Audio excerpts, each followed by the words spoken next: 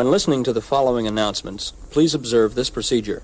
First, make certain that each announcement emanates from the correct channel. Secondly, while listening, adjust your amplifiers so that the sound from each loudspeaker is of equal volume.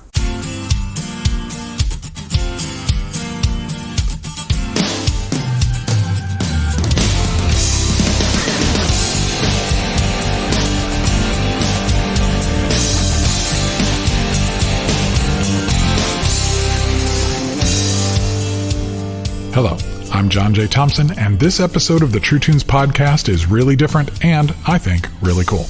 I am joined not only by an amazing guest, singer, songwriter, artist, festival founder, Drew Holcomb, but by an array of assistant interviewers as the students in my class at Lipscomb University take turns asking questions as well. But how, you might be wondering, did I find myself in a room with Drew Holcomb and a Grammy and Dove Award-winning member of the Gospel Music Hall of Fame, who happens to be Drew's father-in-law? Well, I'm glad you asked. If I had a great big mansion, I'd rather live in a shotgun shack with you. And if I drove a red Ferrari, I'd rather ride in an Oldsmobile with you.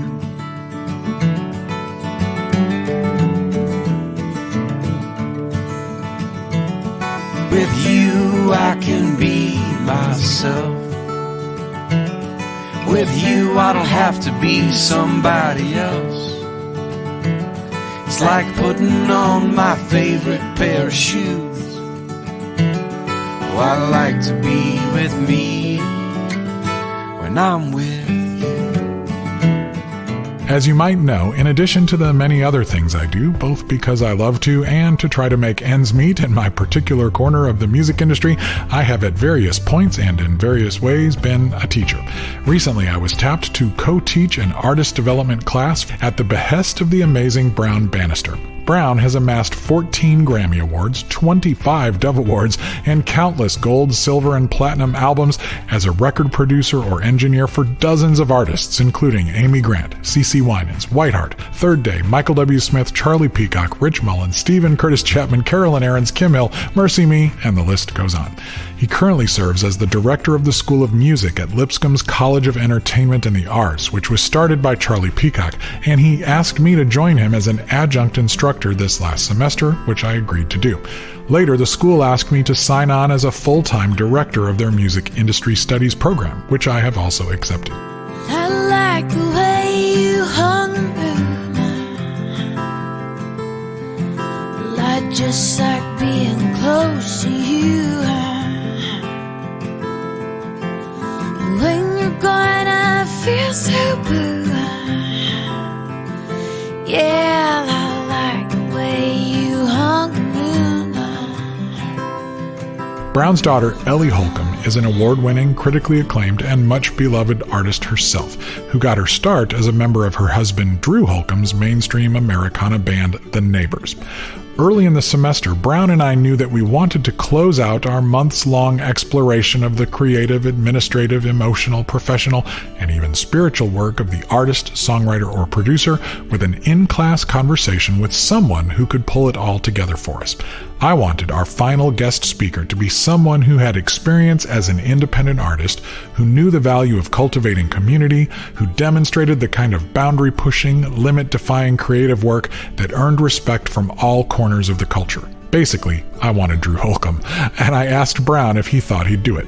Brown reached out to his son-in-law, found an afternoon after his tour wound down, and locked it in.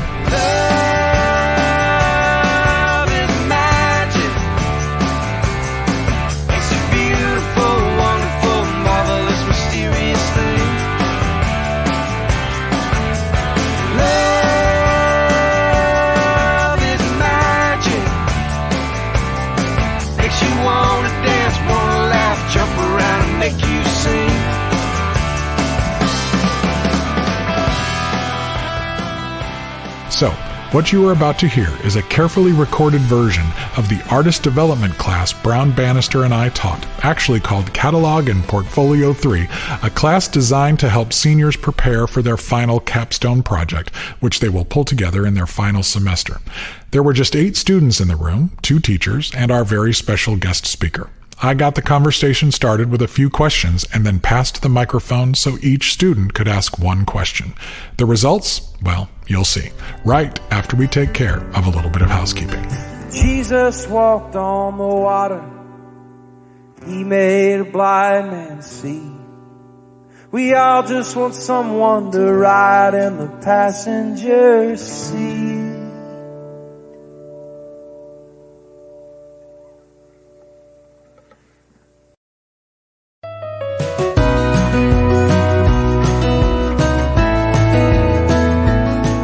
Hi, I'm Bill Keith, and I'm a Patreon backer of True Tunes. The show is really important to me, and I know that the money I contribute each month goes a long way toward helping with the cost associated with producing and distributing a show of this caliber.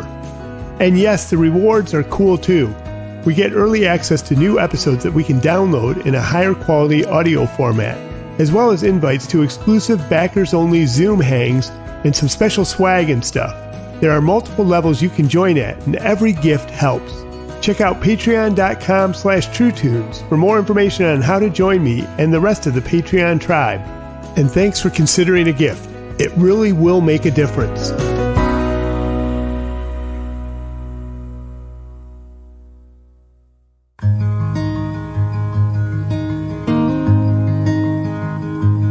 Hey there. I'm Mark Feldbush, and I'm a Patreon backer of the True Tunes podcast, and I follow and listen to the weekly Spotify Gallery Stage mixtape that John curates for us every week.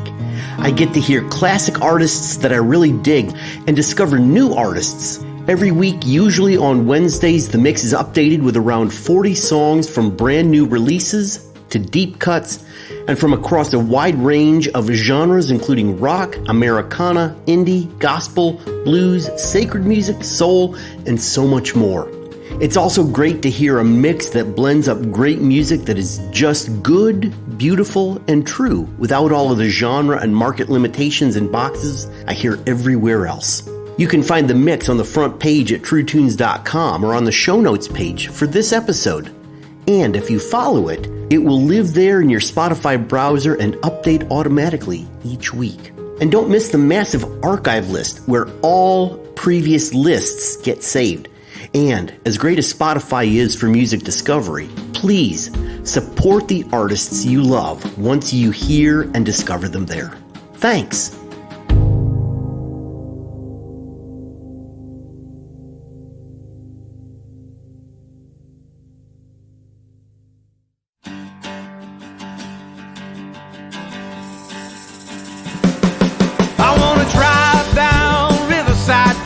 Mississippi, walk hand in hand on Poplar Avenue.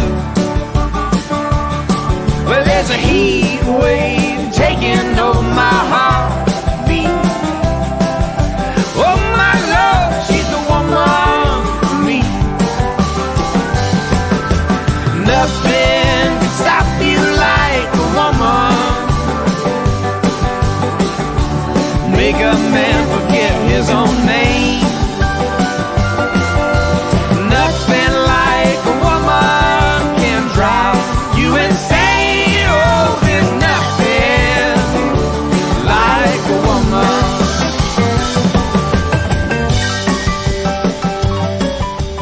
I've been a Drew Holcomb fan for quite a while. I dig his soulful Americana sound for sure, but I really love the way he has existed outside of any specific genre limitations. If you're not familiar with his work, you will be soon. We are going to pull together a collection of songs from throughout Drew's catalog and play them throughout the show. I've also curated a special Spotify mix that combines his and Ellie's songs with some of the artists he has collaborated with and featured at his Moon River Festival, now in Chattanooga, which has become my favorite festival since that big one up in Illinois ended 10 years ago. Thanks to the careful and thoughtful questions brought by the students, this conversation covers all of that and a lot more. So Join me now at the College of Entertainment and the Arts on the campus of Lipscomb University, just south of downtown Nashville, Tennessee.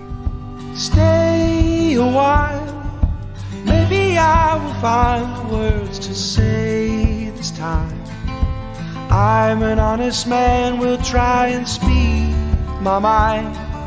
It's hard to find your way without a lie. When we drink wine, you have a way to slow the motion in my mind. All the while can turn me back to you in mid-flight. It's hard to find your way without a lie. This is Drew Holcomb, and I'm Brown Bannister. This is actually my favorite son-in-law, actually my only son-in-law. No, seriously, Drew is the way he has carved out a path from a business standpoint, from an artistic standpoint, from an integrity standpoint. It's one of the people I admire the most in the industry is Drew. And I'm just so excited he's here to talk about it. Welcome, Drew Holcomb. Thank you for coming. Yeah, thanks for having me. I'll start with just a question, then we're going to go around the circle, and all the students will ask a question. I've got a few more at the end. But I'd like to first just hear, you, as Brown was saying, you've carved such an interesting path, especially in the fact that you haven't sat in one pre-existing lane. You didn't say, okay, here's the market I'm in, here's the genre I'm in. You've kind of found your own, you've kind of invented almost your own genre.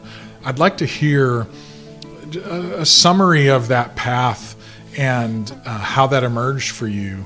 I know that it involved a couple of surprises along the way, but just kind of tell us about your journey, how you got started, and how that path emerged for you. Yeah, I mean, I could probably write a book on that particular question just because there have been so many different seasons of my career, seasons of my creativity, seasons of practical considerations. When I got started, I didn't study music in college. I was a history major who was planning on going to graduate school and doing something else, but I had loved music and I played music. And then I went and studied abroad my junior spring and started really writing songs. And all of a sudden I was like, man, I think I'm okay at this. You know, I'm not sure that I'm good at it, but I'm not bad at it, you know, and got back to Knoxville for my senior year and started playing the songs for some friends, and then booked a few shows and like in Knoxville and just kind of started messing around with it really as a sort of a side hobby experiment. And a lot of people, friends and people I didn't know very well, were like, hey, you should maybe try to do this, you know? There was a producer in Memphis that I had bought a car from in high school, and somehow we had stayed in touch because of some mutual friends and some mutual love of music. And so I went and played him some songs on a weekend that I was home during that fall. And I'll never forget, he's got this great sort of southern Mississippi accent. And he's like, you know, Drew, I hate to tell you this. And usually when people play me their songs, I look forward to telling them they should not do music. But He looks forward to that. Yeah, I love letting people down. He said, but you know, I hate to tell you, I think you've actually got something here. And long story short, he then offered me sort of a internship / job out of college at his studio. And at the time, he was working with bands as diverse as the three bands that he worked with while I was there were Third Day, then Saliva, then Sister Hazel. So like the whole gamut of sort of popular music at the time. And I learned a lot, but I also learned really quickly that I think he also wanted to teach me how to be like an engineer and be a studio person. And I had A, no interest, and B, no like aptitude for it. And so I just wanted to write songs and play. And so every day I was at the studio, I just wanted to be like out playing open mic nights and being on stage. And so that's the route that I took. I quickly got out of the studio and started playing cover song bar gigs where I would work in original music. I started playing college coffee house stuff. I built a little bit of a following, and I basically knew that there were like 6 places in the South where I knew enough people that I could play like a coffee shop the size of this room and get it half full, you know, or a bar the size of this room. So that was Knoxville, Nashville, Memphis, Auburn, Alabama, Birmingham, and Oxford, Mississippi. And so I started building those 6 places very slowly and organically and playing there as much as I could and getting to know, begging real venue owners to let me open for the national act that didn't have an opener and things like that. And that was sort of my first 3 years, was that model, was just like pure hustle, play wherever anybody would open up the microphone for me and write a lot of songs. Postcard memories only paint a picture. How you are in one place at a time. I need you now more than ever before. I'm waiting for you to come back home. What was your style at that point? Yeah, I mean, it was still very singer-songwriter, but it was a little more, it was very unrefined. It was sort of young Steve Earle, young Ryan Adams, early Bob Dylan, you know, just sort of like, pay attention to me, I got something to say, songwriter stuff, you know, guy with a guitar. And then over time, I mean, I've been doing this for 20 years, so there are definitely key moments in my career, but I think really, like if I had sort of themes of my career, one would be independence. So I always just wanted to do it. I wanted to kind of do it my own way, and so choosing a genre and trying to get signed by a label never really had a lot of appeal for me, because I just didn't want to be beholden to something else. And then I also really enjoyed the creative independence. And I'm not at first, I'd say the first 12 years of my career, I was not a very good collaborator, and so also highly valued the independence on that front. As I've matured and become more comfortable in my own skin as a creative person, I really enjoyed collaboration, partially because I hold on to things more loosely, but also because I know who I am. And so those 2 things living in tension with each other make it better for me to be in the studio and say, if somebody says, I want to try this, my younger self would have said, no, that's not what I want. Now I say, well, let's try it. See what happens. And maybe they're right. And then if they're wrong, I have enough confidence in who I am as an artist to say, that's cool, that was well executed, but it's not what I want, and so let's not do it, you know. And so those things all took time, and I would say that, like, so independence was a big value to me all the way throughout, and then building a team of people that I enjoyed working with, whether that was people in the studio or, you know, at this point now it's management. And I've been with the same publicist now for almost 10 years, which mostly most people have like a 6-month timeline with their publicist, and then artists start blaming the publicist for why they're not getting X, Y, and Z, or, you know, and so loyalty and camaraderie have always been really important to me. Just like acknowledging that to make anybody's career work, it takes a village. And then I didn't have any humility when I started, and I've earned it the hard way. Funny how life does that. Yeah, it does that to you. It does that to you, and now I'm more open-handed with both my songwriting, with my, you know, arrangements with the band, with I used to micromanage what people wore on stage, and now I'm like, I don't care what you'll wear on stage. Just, you know, our vibe. Just be an adult and dress yourself, you know. But little things like that, and also just kind of knowing. I've just gotten so much great advice over the years. So my whole thing feels like sort of a patchwork quilt of my own creative identity, and then learning from other people as I've gone. But at the end of the day, I really just wanted to be a performing songwriter, and I wanted to write my own material and sing it in my own voice and play with my band and have my band play on the records. And those things seem kind of simple, but they're sometimes, especially in Nashville, like the playing with your own band thing was a bit like producers were very against that idea. Like, no, you got to use like pro people. And I was like, well, then I need to use a different producer because this is my band and they're a part of my creative team. Shouting and struggling and feeling like you're nothing, trying not to give in, not to take it on the chin, trying to wear your thickest set of skin. Music, it makes you feel good, makes you feel understood.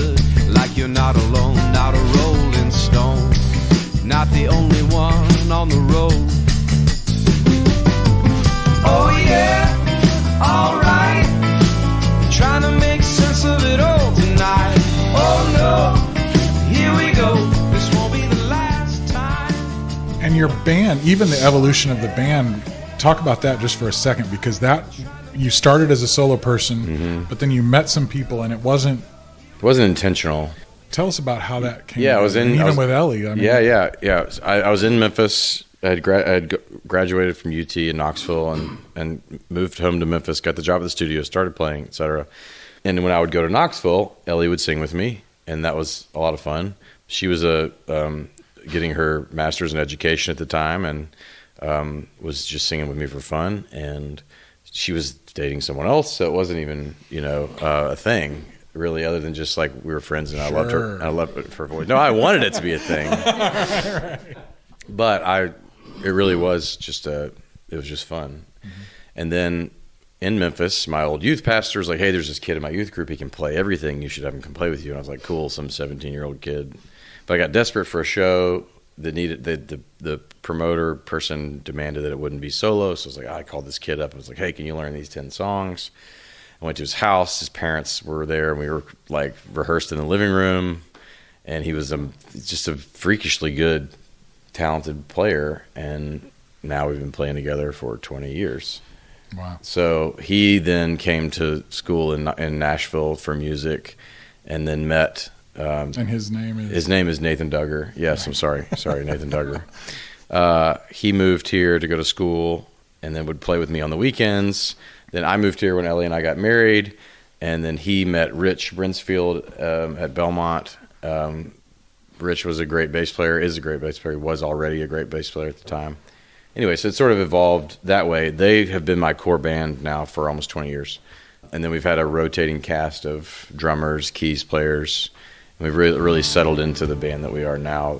Will Sales has been playing drums with me for about 5 years. He is a studio player here in town that Brown had actually used many, many times on records. He was just as soon as he moved to town at like 19 years old, he started getting studio work, and now he's my road guy, which is amazing. So I have a really great band. I think my band sort of outkicks the music.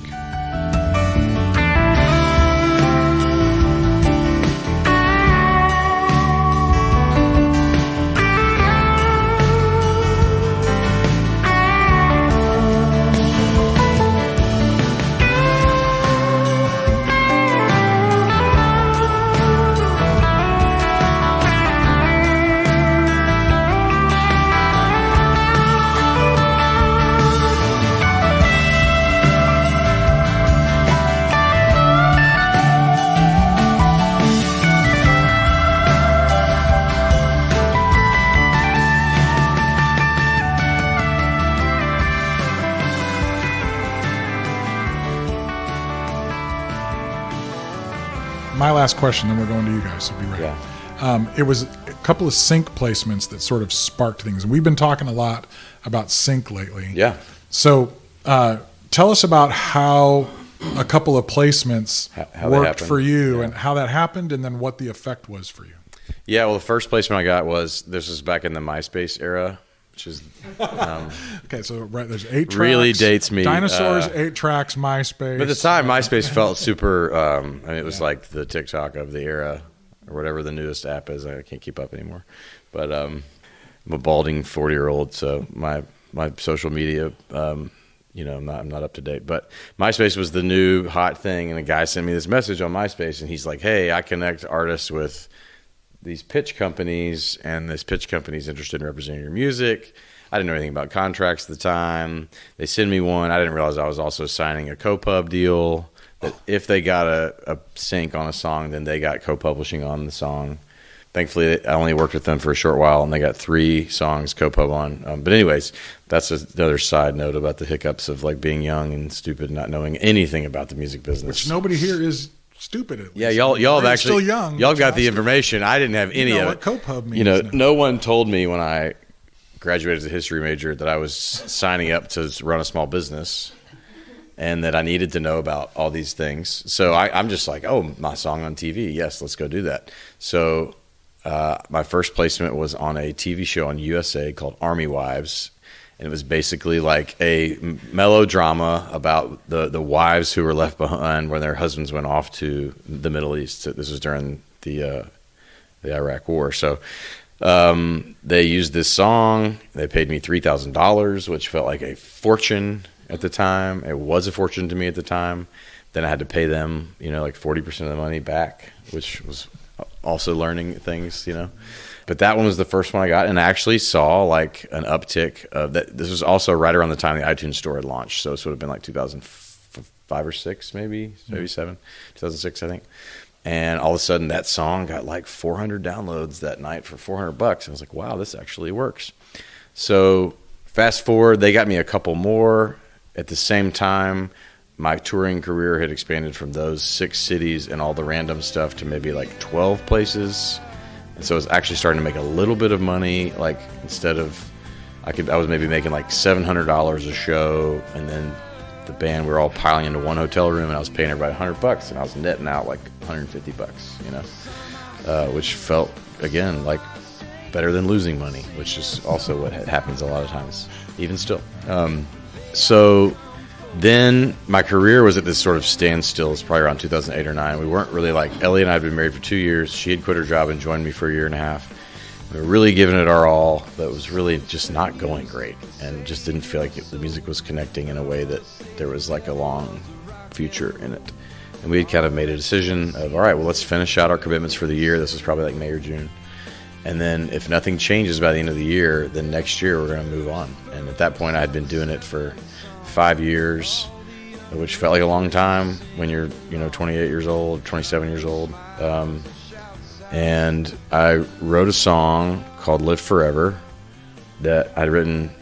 I'd also, because of the TV placements, I started trying to write for TV placements, and I kind of lost my way a little bit of like writing for the sake of writing something for art's sake instead of writing something for commercial sake. Nothing wrong with that, but that's not what I wanted to do. And so my songwriting had sort of suffered because of the lack of heart in it. And so this one night, my sister calls me, gives me this bad news that they're moving with their kids leaving Nashville to move to Panama in Central America. I got really sad about it, melancholy. I went in the other room, I wrote the song, it took me 10 minutes. Released the song, I played it for Brown, and he's like, wow, this is like really special, maybe the best song you've written yet. And we released it that October or September, and all of a sudden the shows that fall went from like 50 to 80 people to like 200 to 300 people. And everybody's singing the song, and I was like, oh, wow. And that first producer had told me when I first started out, because I was like, oh, I need a booking agent, I need a manager, I need a publicist, da-da-da. He's like, no, you need the right song. He's like, if you have the right song, it will do a lot of the work for you. Now, not to discount all of those players and the roles that they play, but at the end of the day, if they don't have something to work on, promote, that is connecting with people, it's all sort of futile. Take courage when the road is long. Don't ever forget you are never alone. I want you to live forever underneath the sky so blue. Oh yeah, I want you to live forever underneath the sky so blue. So that song was connecting, and we literally didn't have a car to tour, and we were borrowing my sister-in-law's SUV, my sister's SUV, my brother-in-law's SUV. And we had shows that were starting to catch fire, and then all of a sudden NBC's Parenthood, in their first season, which was this huge hit show, they wanted to do this big end of season 1 montage, and they wanted to use Live Forever, and they offered to pay us $20,000, and we were like, what is without taking going Copub, on? probably. Without Copub. Right. Exactly. A fair deal, and we were able to buy a van to tour in with that money, which gave us some stability to actually go and execute things we had said yes to. And then the song, that moment, the next day, the song went all the way to number 1 on the singer-songwriter chart, which at the time was the marker of success of any given day was like iTunes was everything, Right. Before streaming. And so those were sort of the two, I'll go one more. I'll fast forward to a year ago. So 2020 hits, and we get all of our shows canceled. Touring is like 70% of our business, how we pay our bills and how we pay our band and our team. It all goes away, in a matter of days, and we're wondering how we're going to pay everybody, wondering how we're going to pay ourselves. And this song called Family that had come out the previous summer of 19, 6 weeks into the pandemic, Tyson Chicken calls and it's like, hey, we're doing this big thing about family because no one's with their families and they're missing each other, and we want to do this summer ad about family, and it's a nostalgia piece, and we want to pay you X. And I'm not even going to say it because it was so much money. And it was enough to pay the band and ourselves for all 70 shows that got canceled. So that's the once in a lifetime thing that happened. But yeah, go Tyson Chicken, Now, part of the reason it happened is they did a 3-month sync, 3-month license with the right to resync, and they resynced it 4 times. So they and every time they had to pay the exact same amount of money. So that's why the money ended up adding up to this large pile of money that allowed us to pay to keep everybody in our band paid for the year. And then other people end up licensing the song. Yeah, then Ford used it for the Super Bowl, and right. Yeah, Family has been like this.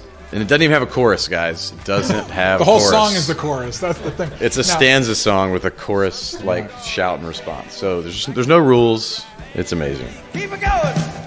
Family, sons and daughters. Family, like a photograph. Family, baptized in the water. Family, put me on the map. Family, all in this together. Family, we're taking a chance. Family, like birds of a feather. Family, kick off your shoes and dance. Hey!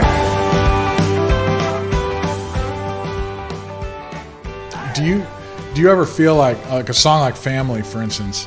My son was with us both at Moon River, and then that's the song. He's like, I'm so sick. I hear that song everywhere. He kind of judged everything you did on a commercial. Yeah. And then when he heard more of the stuff, he's like, oh, well, there's some good stuff here. Yeah. Do you think that there's ever a risk in sort of overexposure of something like that? Have you seen any kind of downside to any of that stuff? Yeah, I mean, Mariah Carey's had this incredible pop career, and she's known by most of people younger than me as the person who sings All I Want for Christmas because it's so oversaturated in the holidays. The guys that did the song for the Friends TV show, I'll Be There For You, the Rembrandts, they did that song as a one-off just to get on the show. It wasn't even their song, and it killed their career. Yep. So you don't know. I think you run the risk of overexposure when you chase it. But the things that happened with me came naturally for a song that I wrote and love. Like if your son and I were to sit down and talk through the lyrics, I think he would go, "Oh, this isn't just like a jingle. No, it's a great. This is a song about the complexity of family." But commercials don't necessarily have that sort of time to defend themselves. But you certainly run that risk. But I think that's the same thing with a hit. That's why they have one-hit wonders. There's one thing I learned that's really true. The trajectory of your career going up is what it also looks like going down. And what I mean by that is if you go, get ready. So many of my peers that have had big, huge hit, whatever, bam. Yeah. But if you build it slow and then it turns around, it's wow, it's a nice little jaunt back down to the bottom. And that's 30 years, There you go. And this was so it's now the best is if you're already here. Right. And you go, woo, and you're wow, still landed on my feet. That's right. Yeah. Do you remember the Christmas morning of what year was that? Oh yeah, that was that would have been 2010 or 9, a year after Live Forever was on Parenthood. Ellie and I were at Brown and Debbie's, my in-laws' house, for Christmas Eve and Christmas morning, and at the time none of us had any children, and so we stayed up till 4 a.m. playing card games, laughing, and so we slept in till 10 or 11, and about 11:30 which was also coincidentally the time of the tip-off of the first game of the NBA season because they had a strike. And so the first game was going to be Christmas Day. And there was all this big lead up to Christmas Day. I start getting all these texts and Twitter messages and tags. Oh, that was so great. I loved the new commercial, the NBA. Oh, that was amazing. And I'm like, what is everybody talking about? So I called my dad who loves the NBA. He's like, oh, man, that was awesome. You should have told me that was going to happen. What are you trying to surprise me? I was like, honestly, I have no idea what is going on right now. And come to find out, the NBA, not actually the NBA, TNT, who had the first game of the year, they had used the song Live Forever to create this commercial that was a montage of old black and white video of old NBA players, made it look like they were playing with new ones. So it's like, oh, Pete Maravich is dishing off to Jordan, who's then like going in for a dunk, and then he's blocked by LeBron. So they had like all this intergenerational video editing to this, and a lot of the people in the video have passed away, and so it was very emotional for all these NBA fans. But they didn't actually ask for permission to use the song. And so we got in this huge, long, I was calling my manager Christmas Day, like, do you know about this? He's like, no. We called Dual Tone, who's our distributor. No, we don't know about this. The sync, no one knows about it. So we have to hire a lawyer, blah, blah, blah. It turns out they didn't ask permission because they basically didn't have time to ask for permission. They hit the deadline, and then they basically dared us to sue them. And so instead, I was like, how about I take it to the Boston Globe? Wow. And they were like, oh, let's talk. Let's talk about this. Oh, because the Boston Globe guy had written an article like 3 days after Christmas. He had interviewed the guy that put the commercial together, and he had said he was in a hotel lobby and had heard the song and heard the lyric about play on children like it's Christmas Day and thought that'd be a great thing some year, and he had saved it. So we had like interview proof that they had used the song because, and anyways, so we were like, we'll call Derek at the Boston Globe. I think he would like to have a follow-up on this. So anyways, they ended up paying us for it, and we worked it out and ended up winning a sports Emmy. And I didn't play sports in high school. So all my cousins, I'm one of 28 grandkids. A lot of my cousins were great athletes, all state and this and that. And Sports Illustrated ran this piece, called it the greatest sports commercial of all time. And I just took a picture of it and sent it to all my athletic cousins. I was like, look who's in Sports Illustrated. This guy. Laughter is the only thing that'll keep you sane. And this world is dying more and more every day.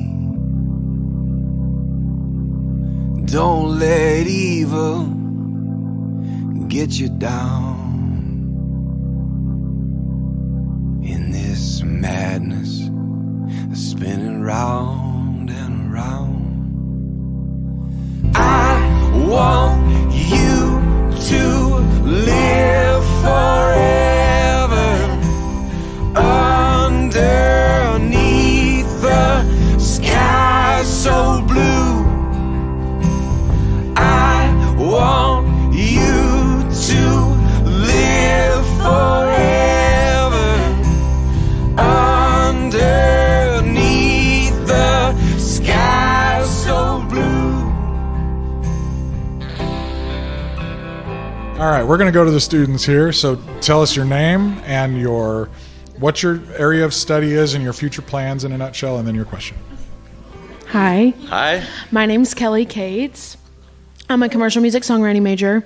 I currently do mainly in studio and live vocal work, whether it's background vocals or lead vocals. I kind of wanted to touch on Moon River. Yeah. I'm a big music festival fan, and you founded that in 2014, right? That's right. So it's been a bit. And I'm just curious, how does something like that go from an idea to what it is today? Because obviously it's grown. Really great festival, by the way. Thank you, Kelly.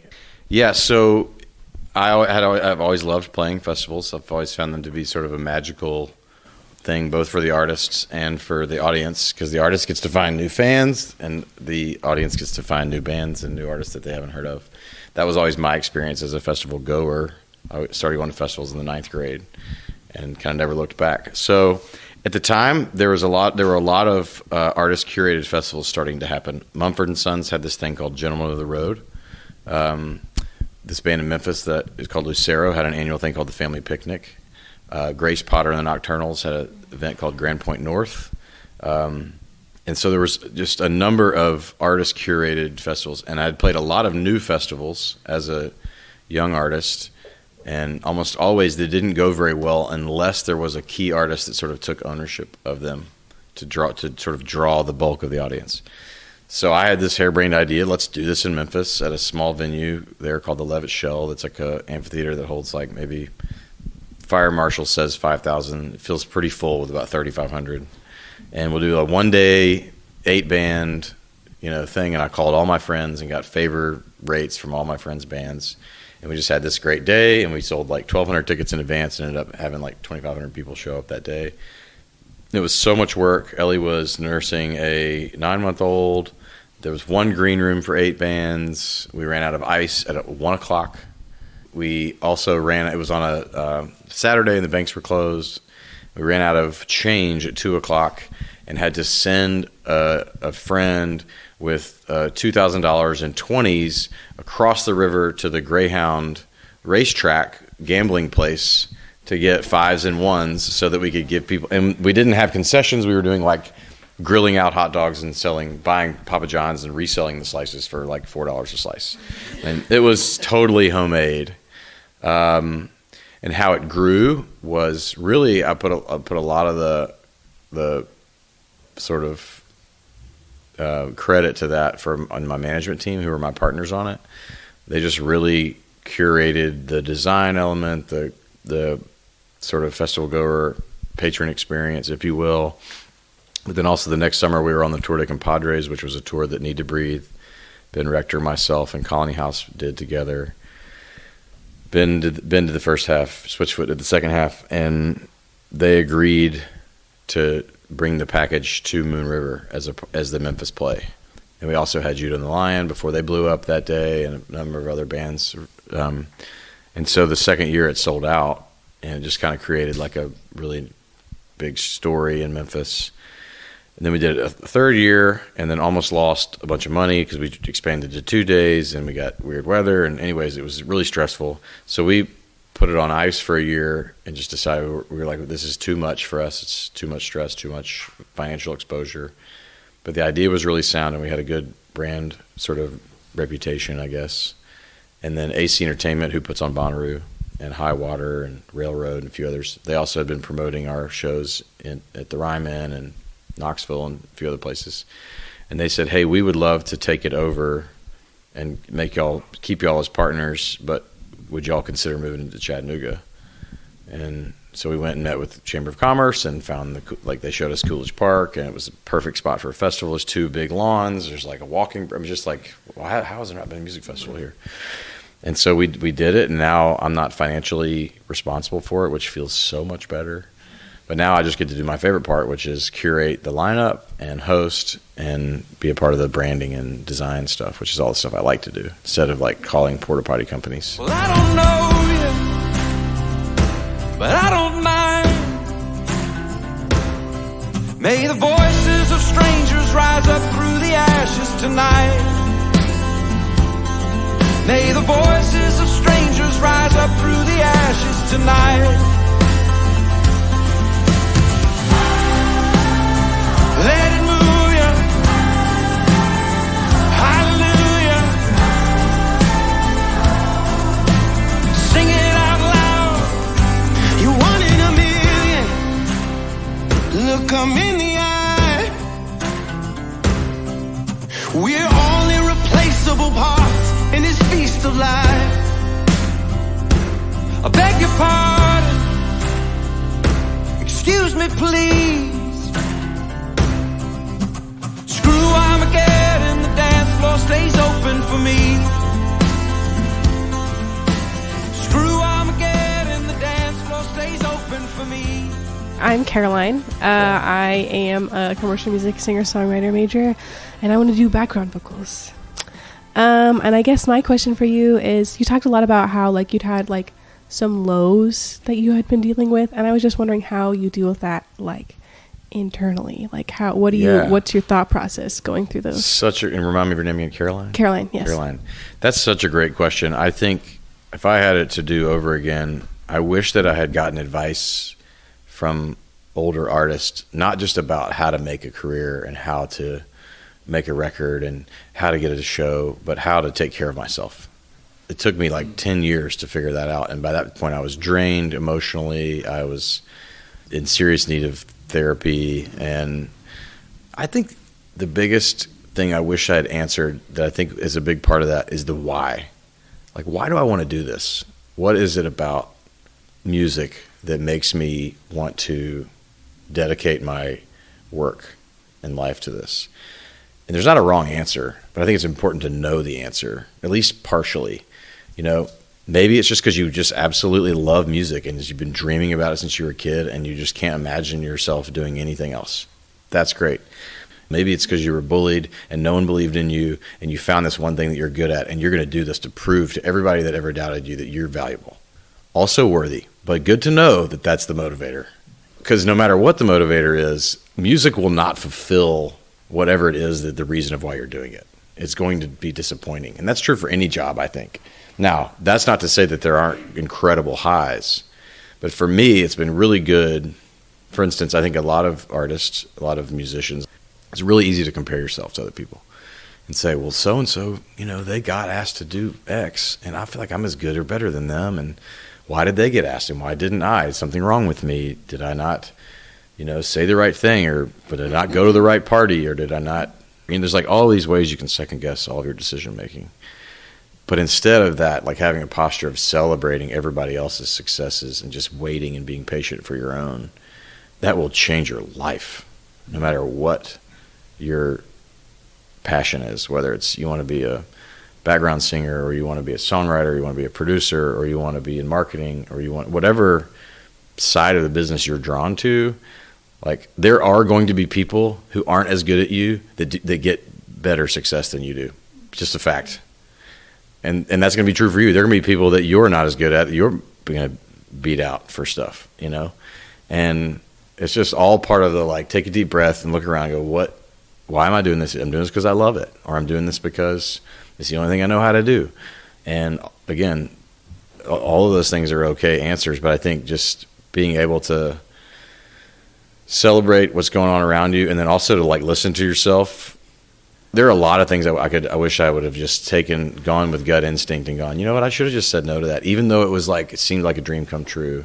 Because every dream that comes true at some point becomes some sort of nightmare, even if it's just a logistical nightmare. Like Moon River this year was a nightmare for me because we got rained out and everybody's yelling at me on social media, and I was like, oh my gosh, it's supposed to be fun. I'm supposed to be having fun, and now I feel like I'm about to start sobbing because I can't take this. You know, I can't take the emotional pressure of that the job is putting on me. So I think finding out the motive, like what motivates you to do what you want to do, and then really, really like working on celebrating everybody else while you're finding your own way. And then thirdly, I think most important for me has been a lot of people don't celebrate when things do go well.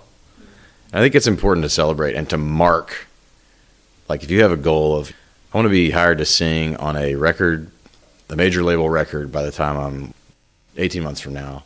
If it happens, then celebrate it. I did it. I did something that I tried to do. This is awesome. Have some friends over and celebrate. Or buy yourself something. Like my dad always, every time he has a grandchild, he buys himself a new watch. He's a watch guy.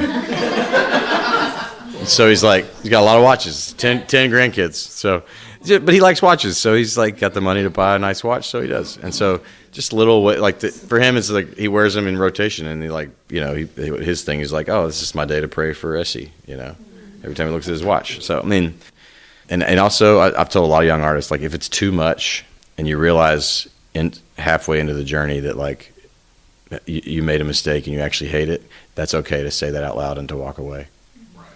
Just because you did this process and gave all your time to it, if it's not right and you need to walk away, take a deep breath and go, I learned a lot about myself. Because essentially that's why you're doing this. What you're doing is not just to accomplish something, but it's to grow as a person. Like every job, every career, every calling is meant to change who you are hopefully in a good way, And so if that's not happening and you're it's sending you down the wrong way, pull the plug. It's okay. But at the same time, no matter how much success you have and whatever your dreams are, they're not going to fulfill you completely. I have a great story. A friend of mine was playing guitar, in a band. His whole dream, his whole life was to play guitar in a band. And he had this thing about Madison Square Garden. And all of a sudden he finds himself on tour with this act. This is 15 years ago. And they're opening up for John Mayer at Madison Square Garden. They did the whole John Mayer tour. They're at Madison Square Garden. He comes out on stage. He's playing guitar. He looks around and sold out Madison Square Garden. And he goes, all right, I don't want to do this anymore. At the end of the tour, he quit music, went to law school, and now he lives in Jordan. And he's a Arabic translator for the United Nations. Even when the rain pours down, even when the light seems like it's fading, even when your heart aches, feels like it's gonna break, it's when you sing out loud. We're gonna shine like lightning, even if our backs against the wall. We're gonna shine like lightning, like we got nowhere to go. Hi, I'm Gracie. Nice I'm in a band with my husband. It's called River and Rail. Thank you for your music. It was really integral to Alex and I's relationship. Oh, cool. And it inspired us to move to Nashville and do music because we saw you guys having kids and leading a family as musicians together, which just gave us the boost of courage to go do it. So Thank you. Yeah. And in light of that, looking back on all the different tours that you've done with Ellie, with and without, how did you balance that career and somehow maintain the marriage as the priority? Like, how did you take care of your relationship as business partners in music? Most of my answers to that would probably be like a little bit practical, but the overarching thing would be similar to my answer to Caroline. Is like a healthy dose of perspective is important. When you see that sort of like check engine light come on, where you're like, wow, this career pursuit is eating our relationship, then it's time to like pump the brakes and create space outside of the work. Sometimes Ellie and I will go to dinner and we're not allowed to talk about work, or we're not allowed to like complain about work. Maybe it's like, oh, we're only going to talk about like the fun stuff tonight. Especially, that's also a thing we do with kids, because you can sit there and like go to dinner and all you're doing is talking about your kids and how you would think you could do it better. And you know, I remember when we were on the road with the band, Ellie's very averse to conflict, especially public conflict. And so if we got in a fight, she's like didn't want to fight because like the band guys are in the car with us, you know. And so we had this rule where I would we got this point, we have to, like, sometimes we have to have this conversation. And there's not going to be time once we get to the venue because we have sound check, and she's in charge of merch. She's got merch. I'm in charge of production, tour managing. We didn't have any crew, and you know, it's just us. And we're all piled in one hotel room, which is also weird.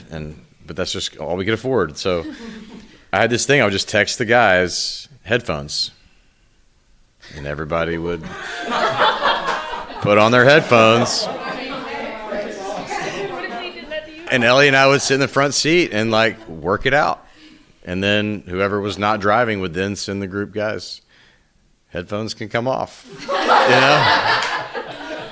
But I just think like as much honesty as married folks can have who are working together is really important. And then also to really carve out space where you're together and not working.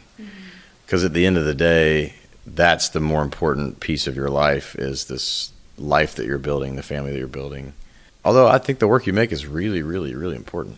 I do. But I think they need to be like, the work and the relationship need to be partners that aren't always intermingled. Honestly, for Ellie and I, when she was in the band, it was a little different because it was my band from the beginning. And she came into my band.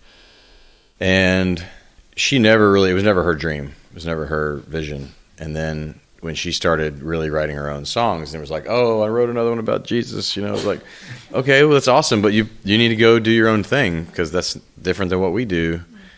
And it actually was good for us to sort of be in the same business, but to have like separate lanes, just because was that hard at all? It was hard. It is hard, but it was also great because I think we had an understanding of what it's like. And so touring is brutally hard on your body, especially as you get older. And you're, you know, like all the meet and greets, the you know, just the pressure can be really intense. I think it's hard all the way through, but somehow it actually feels, even though I'm touring in a bus now and I have crew, it still somehow feels harder than it did when I was like in a van staying at the Super 8. So part of it's just when you're young, you have all this energy and like naivety about it, which is a good thing. But then, Abner and Amanda from Johnny Swim, they're really like probably our closest musician friends. And theirs is different because they do it all together. Mm-hmm. They are great at like having fun and like turning off the work. And so I think being intentional about having some hobbies that you do together, and then also it's really important for Ellie and I to have some things we do not do together. I go play golf, she gardens, and it's like, see you in 4 hours. And that's great. We need that. Promise in the sadness, there's hope in the ache, hope in the ache. There's always a light if you can find it. Help me find it. Isn't everything a love song? Isn't everything a love song? Even when it's all wrong. Isn't everything a love song? Isn't everything a love song? Even when it's all wrong. We're going to step away from our conversation with Drew Holcomb for just a minute, but we'll be right back. Don't go away.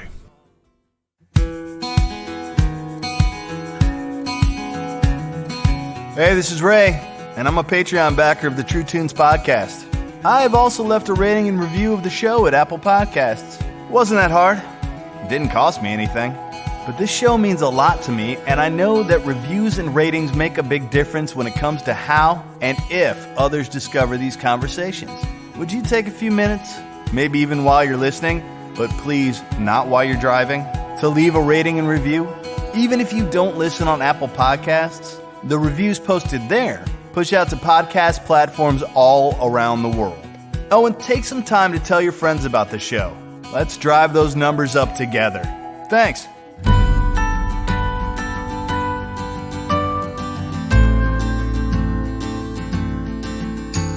Hello, my name's Rob, and I'm one of the Patreon backers of the True Tunes podcast. I'm honored to invite you to join me in support of True Tunes by signing up on their email list. I know email is often annoying, but by being on the list, I get notified when new episodes drop and when new articles get posted at truetunes.com. Sometimes, John even sends out short notes and gives away records and swag and stuff. Super cool. But really, the point is that by staying directly connected, I know that they don't have to pay Facebook or anyone else in order for me to hear from them, and that's important. They don't send out too many emails either, and I'm always happy to get them. So really, it would be helpful if you join me over here. You can find the sign-up link on the front page at truetunes.com. Oh, and don't forget to add John's email address, jjt@truetunes.com, to your contacts so that the emails don't get caught in your spam filter. And if you have any feedback on the show or questions, you can email him and he'll get back to you. Eventually. Thanks for listening.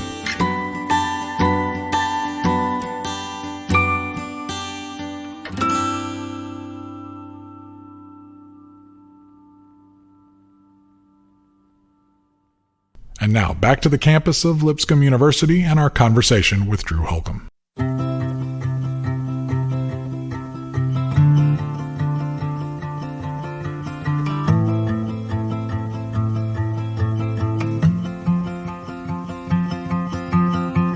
It was all fun and games, but now someone must take the blame. But I'm not sure if it's me or you. They say we were just foolish kids, but when you're young, it's what love is. Now that we are older, it's still confusing. My heart was wrapped around your finger. Hey, hi. My name is Nina. I am a senior songwriting major, and I want to be an artist. And I also really like doing background vocals. And I'm also in a band with Caroline. Yeah, and we awesome. make music. I guess as basic as a songwriter question it is, I just would really love to know about your writing process. Yeah. And I guess how it's grown over the years. So yeah, and also if you have any advice as far as consistency in writing, and just kind of growing as an artist that feels true to yourself? Yeah. No, that's a great question. Wow. This is the hardest question to answer. Because in some ways, like songwriting it's just magic. But then also, magicians practice and they make time to learn and to grow. And so I think that while there's like this two-part thing to songwriting, it's like the inspiration, the perspiration. Like you got to be there and be ready when it strikes, but then you also got to like make time and practice the art of songwriting. A few of my favorite practical things that I do to write, like one is I collect words, and so I'll go buy like a Sunday paper, like the New York Times, Wall Street Journal, doesn't matter, just a good like national paper filled with thoughtful writers who know how to use lots of different words. And I'll just go through, and I can't, like the assignment is 100 words. It's just like, find a word, write it down. That's an interesting word, find it, write it down. And then take all 100 of those and then find 3 rhymes for each one of them. And so you've got this just pile of words. So that's one thing I do. I stole that from John Prine. And then Jeff Tweedy from Wilco also does the journaling thing. So sometimes I'll take those words and I'll put like a bunch of them on the left side of pages in a journal and leave the right side empty. And the right side is for writing songs. And so if ever I get stuck, I just flip through and it's like, oh, that's a, and just build a song like that. And then I also collect like musical ideas, whether it's a little guitar riff or I sort of write rhythmically. Like almost all of my songwriting comes out of an imaginary drum loop in my head. Whereas Ellie has a completely different process. It's all melody. I'm like, what's the word? What are you saying? And she's like, well, I want to nail the melody first. I'm like, you can't nail the melody until you know what the words are, and we just fight about it, because I'm just like, no, that doesn't, just not how my brain works, and it's not how her brain works. And so we have to, like, when we write together, we decide before we start who's in charge. And that person gets to make the decisions about what's more important, and then you kind of allow the process to go that way.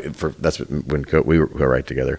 1, 2, 1, 2, 3. Hey Rivers, oh Rivers, you're a joy tornado, Rivers. Just like your name, you're making your way back home.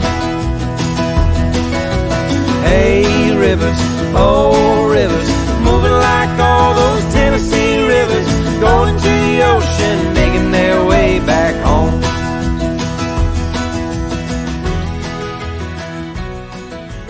And then the second thing I do is I will take a classic song.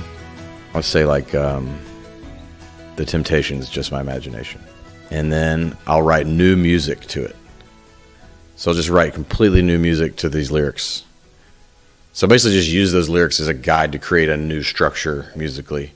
And then I'll write new words to my new music. And so I basically have like stood on the shoulders of someone else, but I haven't stolen anything because I just used their form to take something. So it's like, you could take, I wish I had a guitar. You could take like Let It Be, So instead of in my hour of darkness, you could say, in my hour of darkness,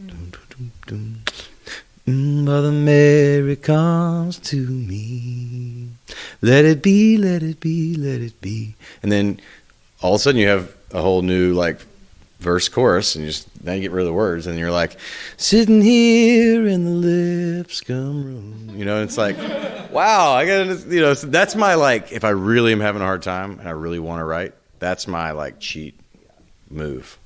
Don't tell anybody that. It's mine. It's mine only. Yeah. I mean, like one of our biggest songs I did this with, Fire and Dynamite, was, you may remember this, we did this Christmas record, and I wanted to do Silent Night in 4/4 instead of 6/8. And so we did this whole like rockin' version of Silent Night. And then we got done with it, and it was like cool. We put it on this Christmas record, but then I was like, but I'm taking that music with me to do something else.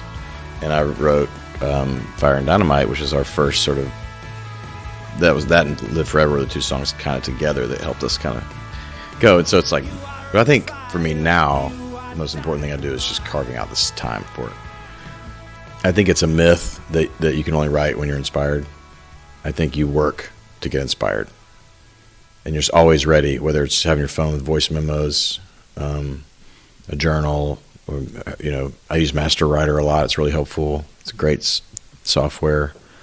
But also just the more you can listen to great writers, the more it affects you. When we did this thing in COVID called Kitchen Covers, where for like every night we learned a cover and played it on the internet. And that was actually really helpful for my songwriting because I learned all these songs that are outside of my genre, or even not necessarily outside of my genre, but outside of my comfort zone. So I learned to play Joni Mitchell's Both Sides Now, which is like historically way too complicated for me as a player. I'm sort of started. You asked what I was like when I was younger. It was like Johnny Cash, like 3 chords, and just get the message out there. And so learning Joni Mitchell, then Beyonce, Bruno Mars. There was all the songs that we did, and then I learned parts about my voice. I was like, wow, I didn't know I could do that. That's pretty cool. So I think learning songs that are outside of your, like what you're naturally inclined to, that are different than what you do musically, and also learning to write for yourself as a singer, I think has been really helpful for me. When I was writing with this guy named Sean McConnell, Sean's had a bunch of big hits with Little Big Town and a bunch of people. He's a great writer. I went to him with this sort of half-finished song called, it wasn't called End of the World at the time, but then he'd be like, what if you started like with this, hey, it's the end of the world? And I was like, that's too high. And he's like, try it. I was like, hey, it's the end of the world. And he's like, I think you're almost there. You got. And so all of a sudden I worked on it and I was like, oh yeah, I got this. And so lastly, the collaborating has changed a lot of my songwriting too. I hated collaborating when I first moved to town because I would write with country writers and I was like, oh, this song is so stupid. But this was like at the very beginning of bro country.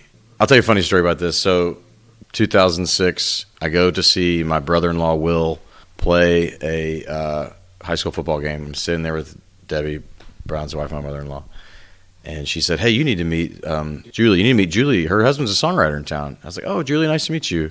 I'm a songwriter. She's like, oh, cool, welcome to town. I was like, who's your husband? He's like, his name's Paul Overstreet. And I didn't know what that meant. And she said, I was like, what songs has he written? And she's like, oh, he wrote, Alison Krause's When You Say Nothing at All and Randy Travis's Forever and Ever, Amen. And I interrupt her and I say, oh, so he writes like really good songs, not like stupid stuff like She Thinks My Tractor's Sexy. And she goes, oh, he wrote that too. And I was like, My last thing about songwriting is like, it's supposed to be fun. It's also supposed to be hard, but it's supposed to be fun. If you're not having any fun with it, take a break and just let it sit. I feel like so many writers just like, they get writer's block and they just start all this like, oh, what am I doing? I can't do it. I'm not good enough. And it's like, just hold on. Take a day off or 2 or a month. Of the world now, haven't you heard? So smoke 'em if you got 'em. Boys and girls, say goodbye to the past now.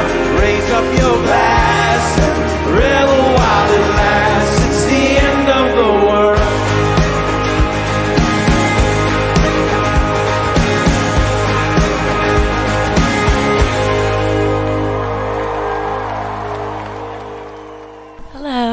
I'm Kate. Hey, Kate. I'm also a senior songwriting major. And my question, you started out as a history major. I thought that was very interesting. And then how did you go about finding your voice and kind of honing in on your skills? Was it like that first producer, did he give you feedback? And like, how did you really know like where to go from there? Mm-hmm. Yeah, great question. The first producer and I fought tooth and nail about my voice because I thought I knew how to sing. Mm-hmm. Like, no, don't. You just turn the mic on. And I'll give you 7 or 8 takes, and then you're welcome for the magic, And I'm like, what? Looking back, I'm like, gosh, I was such an idiot. Then, so there's a lot of things. I mean, Brown was a really instrumental in my, learning how to sing and find my voice. Mm. He's one of the, honestly, he's going to be mad at me for saying this, but he would, pretty much anybody who's ever done vocals with him would tell you he's probably the best vocal producer in town. I'm sure there are others that are in the same category, but I don't think anybody's better. But also, he's also one of the pickiest vocal producers in town, which drove me crazy because he'd go, oh, that's great, do it one more time. That's great, do it one more time. If I was like, listen, Brown, it's fine if I'm doing this 20 more times. You can't say one more time anymore because I keep thinking I'm done,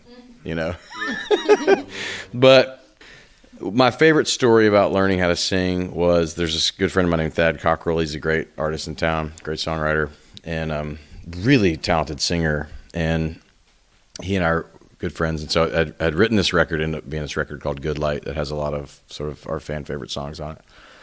And I called him. I said, hey, we're going to the studio in 2 weeks. Would you be willing to spend an evening? I'd love to play some songs and get your feedback on them. And he's like, yeah, great. So Ellie and I went over there and I'm playing a bunch of songs. And I start this song. It's called What Would I Do Without You? And I start singing it like this. Sometimes I wake up with the sadness, and other days it feels like madness. So what would I do without you? And he's like, whoa, whoa, whoa, whoa. He interrupts me. And I'm like, excuse me. I'm like in the middle of my song here. And he gets right in my face, like an inch away. And he's like, hey, sing it to me like I'm right here. I was like, okay. And he's like, no, right now. I was like, oh, we're like, actually do this. And I was like, he's like, just try to, pretend like you don't want the back of my head to hear it. Sometimes I wake up with the sadness, and other days it feels like madness. So what would I do without you?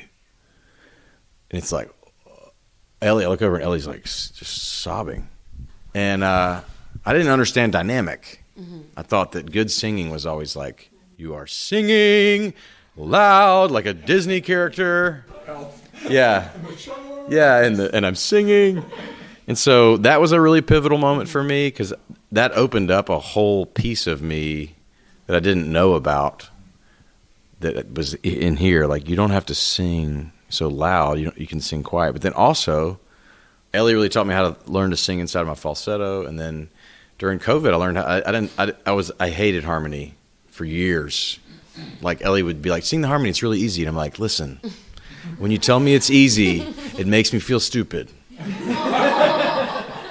Because it's not easy for me. I don't hear harmony. She'd be like, no, you're singing the melody again. And I'm like, I'm trying. But during COVID, we had this little farm piece of property that we bought. And I would go out there every week and cut the grass. It was like 7 acres, so it took like 4.5 hours. And I just put this John Prine playlist on. He had just passed away.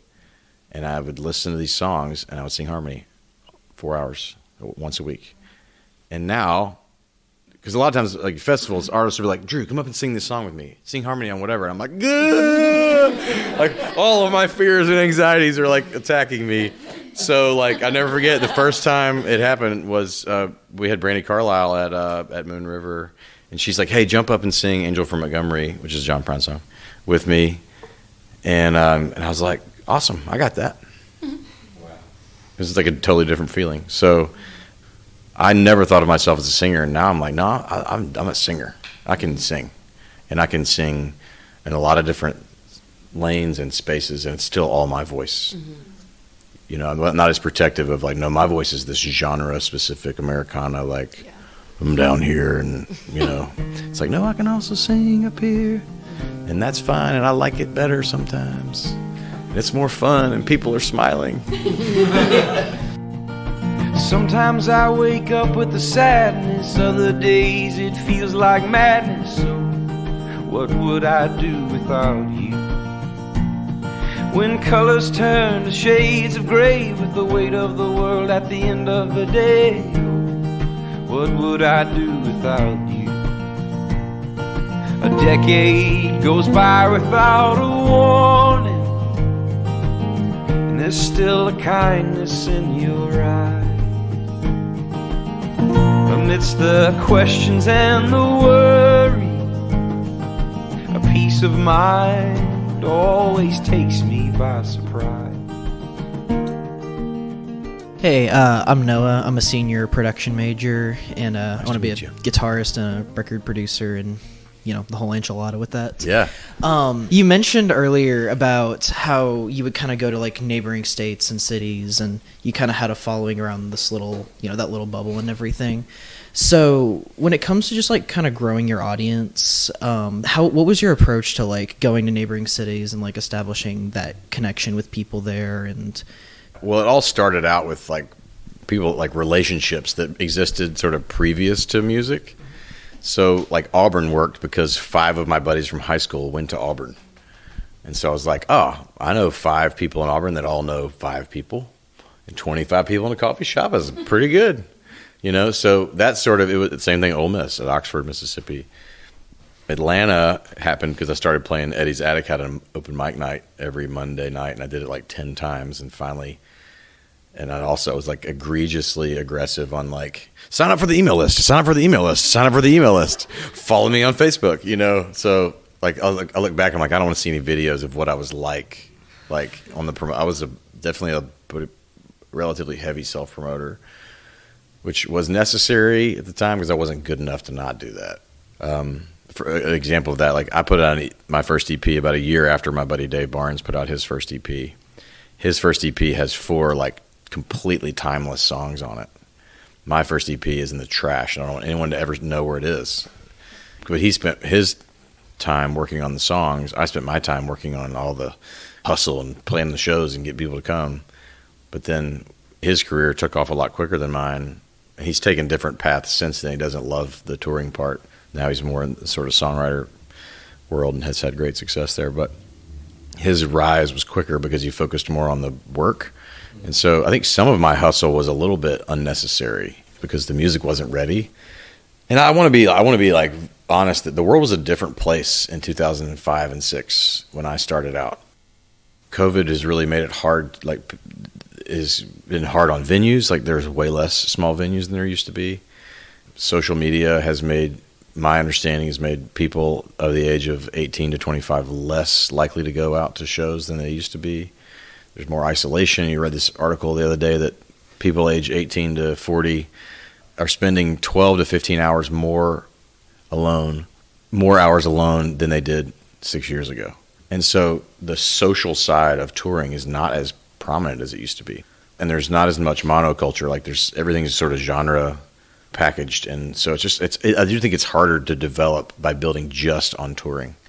I think you also have to really focus on, finding your people through online music. And like the Zach Bryan story is one of the wildest stories. This guy was like in the Navy on TikTok playing songs in his barracks, and it like blew up, and now he's like probably going to win like country album of the year, and he's not even on a label, and he has never had a song at country radio. I mean, he literally broke all the rules. But our green room is next to his at Moon River, and he played guitar from 11 a.m. until he went on stage at 8:30. He loves it. Oh, Whiskey River, take me home. There was no one in town that would give me a ride, so I waited for my heavy drunkenness to subside. Stole a pickup truck from a gas station pump. I prayed to the Lord for a run of good luck.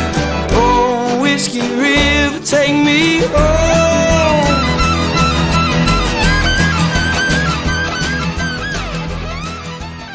There are like practical things to your question, like find the right venue, find the right person who owns a venue that believes in what you're doing and can help get you in front of the regional act that's coming without an opener. And when you get up there, like deliver and give them a great 25-minute set. Or if you're wanting to be like the producer, guitar, player, get up on stage with as many people as you can and like deepen your chops. Like I think that's one of the greatest things about Duggar is that, and Rich and Will, honestly, my whole band, is they're deep and wide.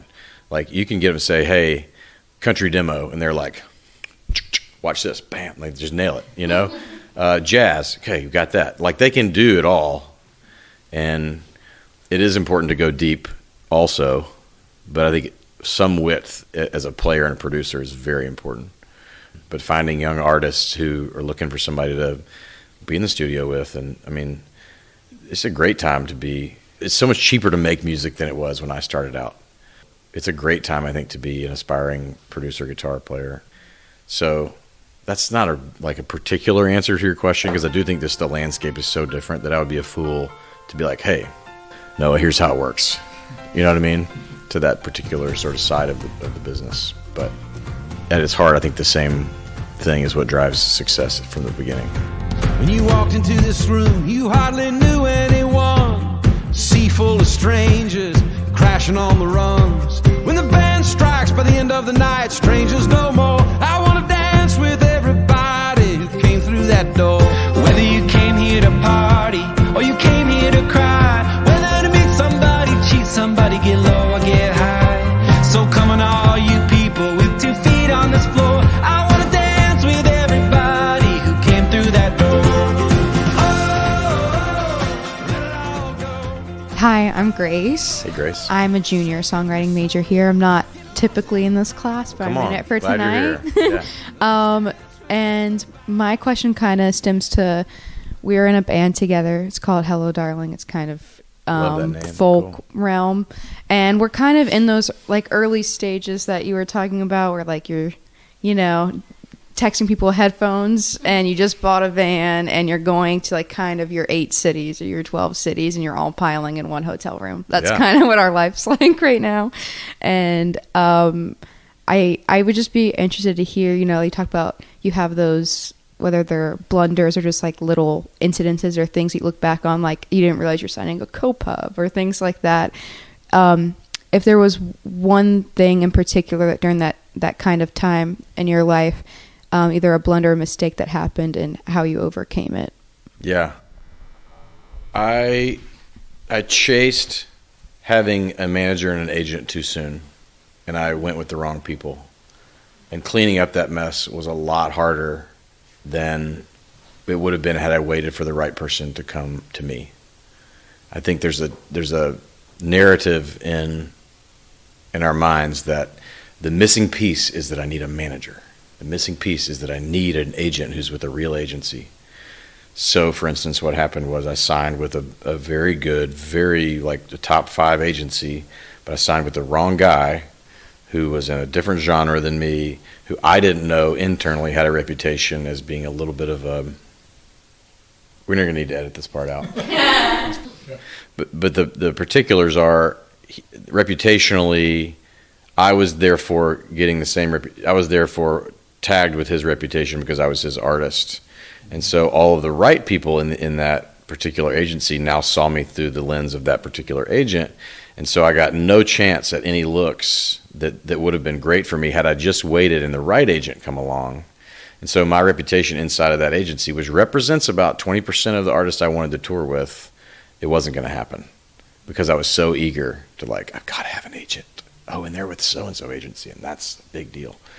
And it's like, wait until the right person comes along on that front. And then same with the manager front. My first manager was an amazing guy, like one of the most integrous people I've ever been with, but he was just a bad fit for me. And same thing, it just took longer to kind of clean it up and do the right thing. There's sort of something about, well, my manager is going to talk to my manager, talk to my agent, and if it's the wrong team, that's actually going to serve you in reverse. It's going to do more detriment than good, or just like kind of keeps you in neutral, you know. So I always say that like you don't need a manager until you have something to manage. If you're just looking for a manager who's like going to make it happen for you, then it's too soon, you know. Also, like if you have a choice between like a young manager who's a hard worker and who's like hungry to prove themselves, or like an old manager who's been doing it for 30 years and who like but has a bunch of names, go with the younger hustler, or tell the old guy, yes, I'll come with you, but you have to bring this person with you, and they are day to day. That'd be the ideal. That would be the ideal thing, is like to get your hustler, young, hungry manager into a system where he or she can get the help they need, but you still want that person in your corner instead of the guy who's like, oh, I'm going to Bermuda for 2 weeks to my yacht. You know, it's like because he manages some huge arena act. It's like he's not going to be like hustling for you. Some people want a house on the top of the hill.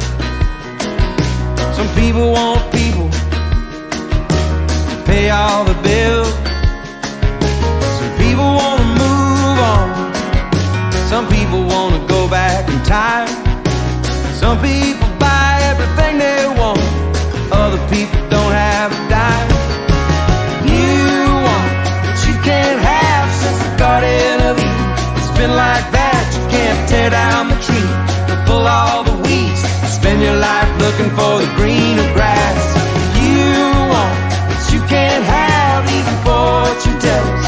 Can't go back, can't wake the dead, or change what you said. You want what you can't have. You want what you can't have. We want the spark, but we don't want the burn. We want the love, but we don't want the hurt.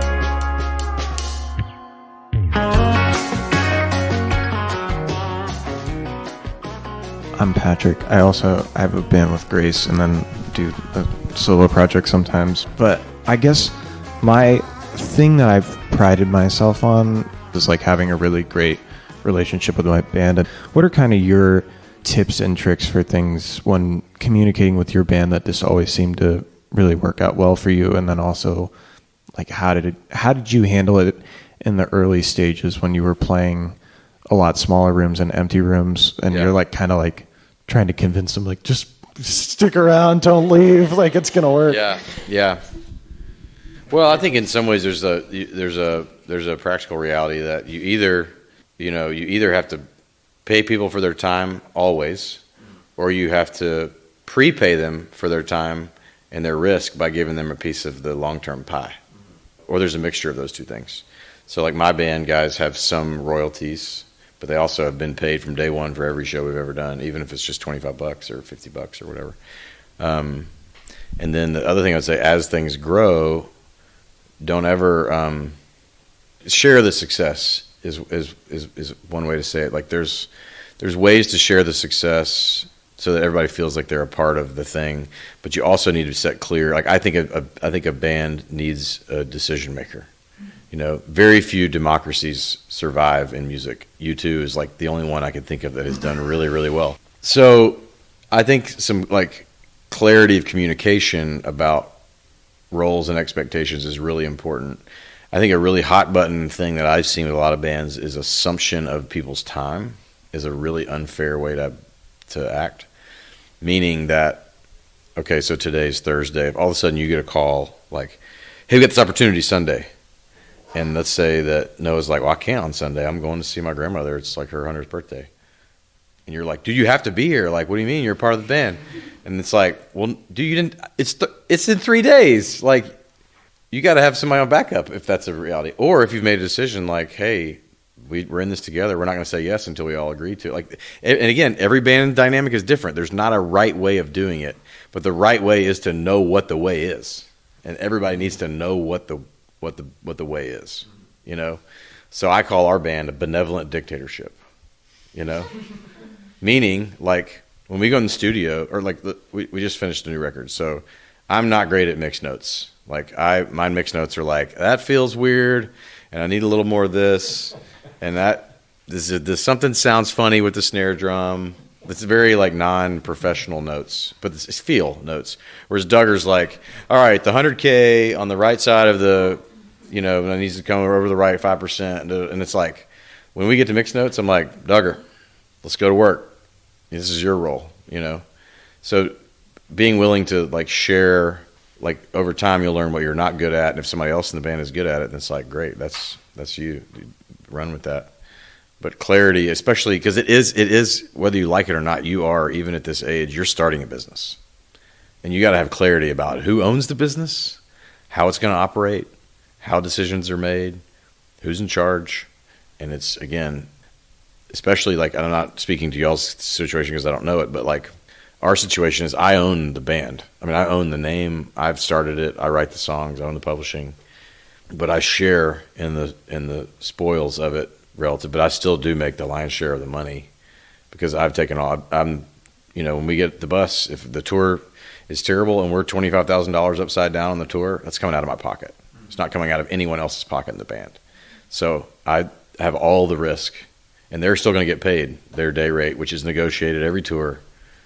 You know, it's not, there's not, never assumed. So I think even like show pay, and there's times when it's like, hey guys, we just got offered Jimmy Kimmel. The budget is awful. I can't pay you your normal rate. Would you be willing to come do Jimmy Kimmel for half of what we usually pay you per day? And they're like, yeah, it's Jimmy Kimmel. Great.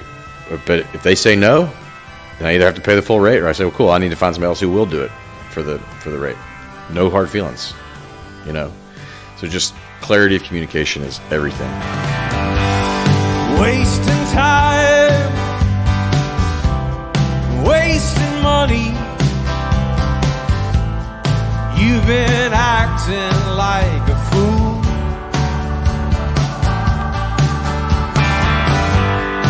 spend your whole life fighting for a guarantee, and all you really need is a friend. Hey, there's a good light shining in you. There's a magic in your eyes.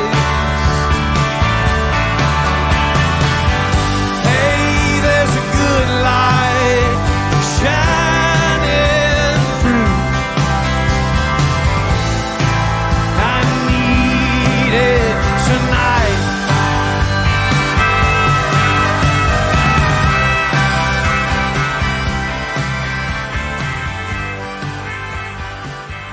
I got a couple of quick things as we wrap up. One is that you guys, your band, and then a lot of the friends that you run with, that you've had at the festival, that you've recorded with, there seems to be this community of artists that share some kind of commonality spiritually, but have avoided going into the Christian music bubble or ghetto. Like you're making music for everybody. And was that something that was intentional, or did it just kind of happen? You seem to be connecting with both mainstream Americana fans and Switchfoot fans, and it's like there's a lot of crossover there. But it's an interesting realm that you and Johnny Swim and Colony House, and where did that come from, and how do you maintain it?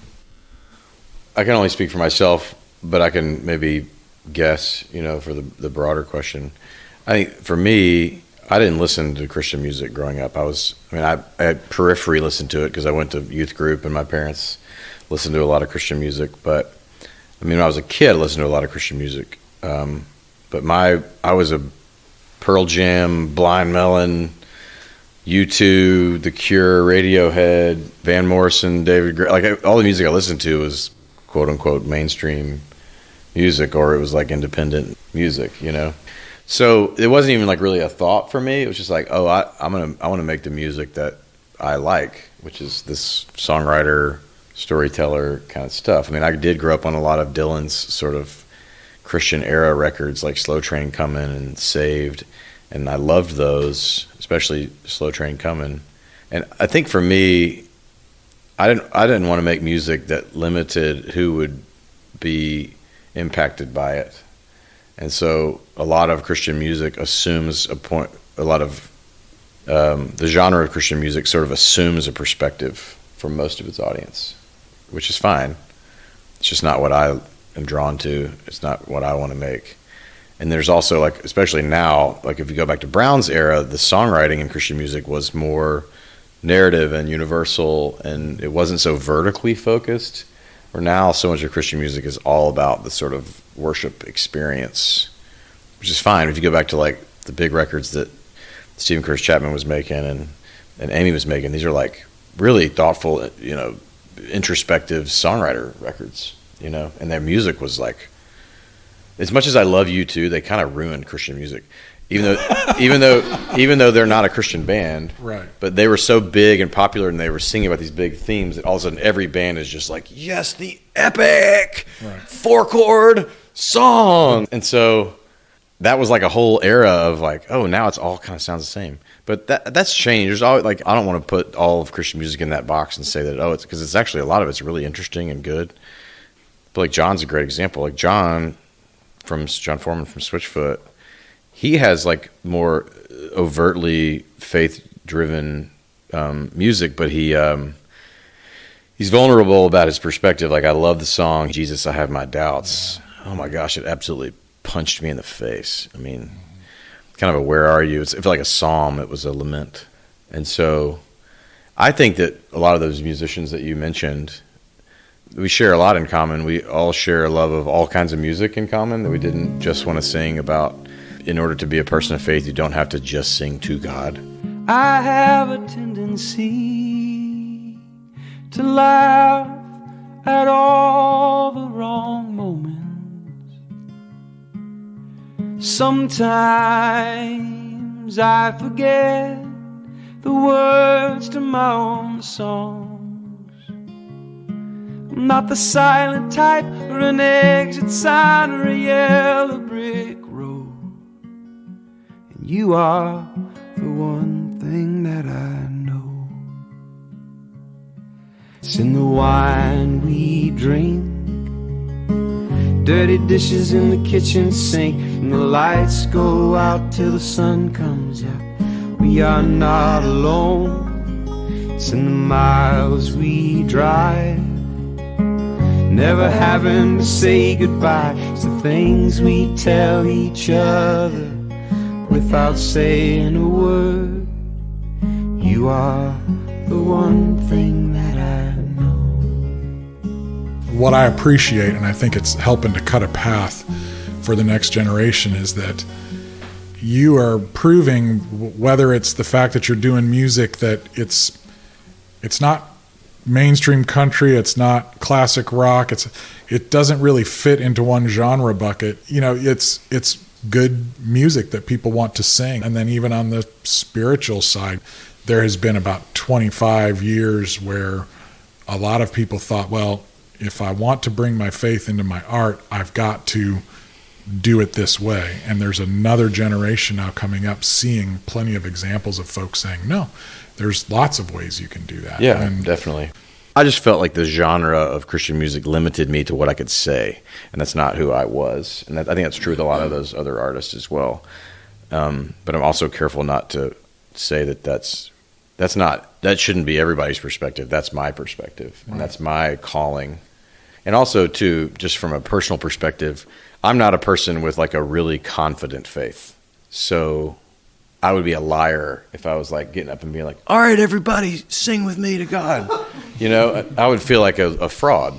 I have a very complicated relationship with my faith and with the church, and that's okay. And I think my music, if you listen to a lot of it with that knowledge, you'll be like, oh, I see. Well, man, thank you for taking time with us today, everybody. Thank you, guys. Yeah. This is great.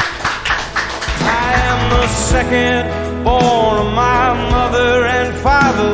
He's a lion-hearted man. She's a Jesus-loving woman. No matter how far I roam, I always belong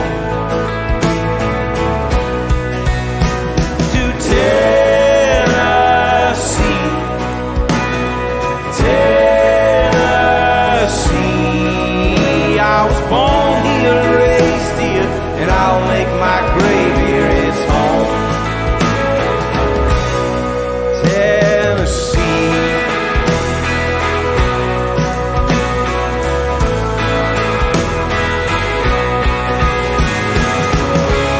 It's not just geography, it's a part of me, the air I breathe. And we've got a history, and the blood runs through. Let me hear you.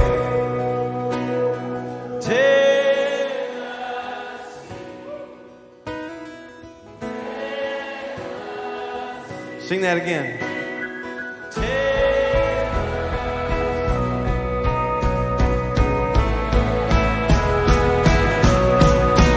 I was born here, raised here, and I'll make my grave here its home. Tennessee.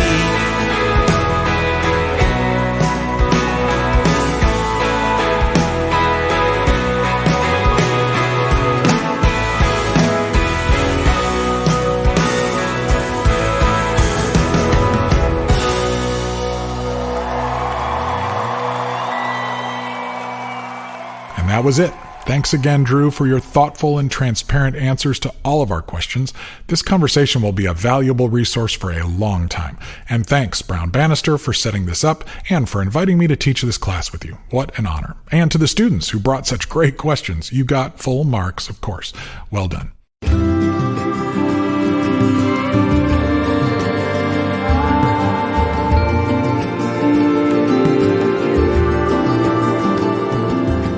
As I pull my soapbox out to wrap this up, I just want to point out the power of humility and teachability, even for those of us who have been out of college for quite a while. Although I was not at all surprised, I was struck by Drew's openness as he talked about his failures and mistakes and how he continued to learn, to change, to grow, and to shift his perspective. I can tell by listening to him that he is the kind of person who will continue to learn. He'll notice new things and allow his perspective to change. I'm trying to be teachable like that, even as I, myself, teach. We miss so much when we move through life as if we have mastered it all. That's probably one of the things I love most about music. It's always shifting and evolving. There are always new stories coming through the melodies. The more I listen carefully, the more perspectives I absorb, the more I grow in insight and empathy. Okay, I'm stepping off my soapbox now.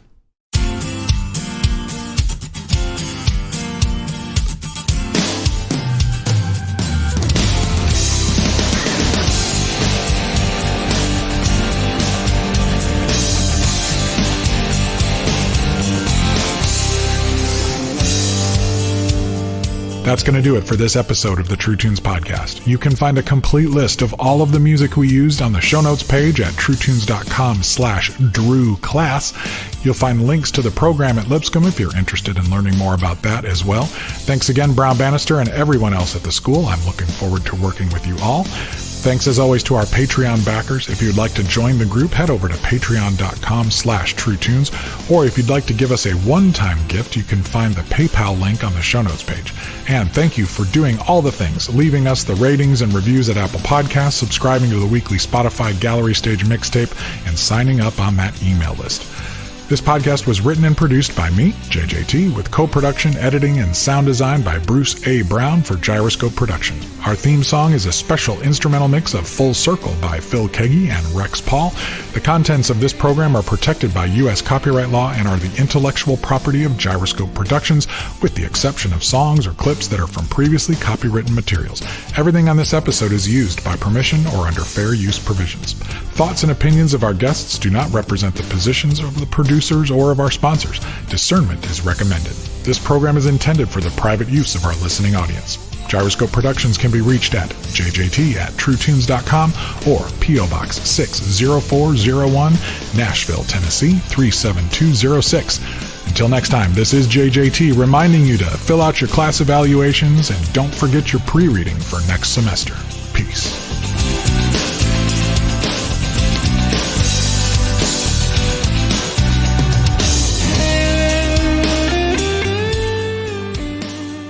This is the opportunity of a lifetime for you.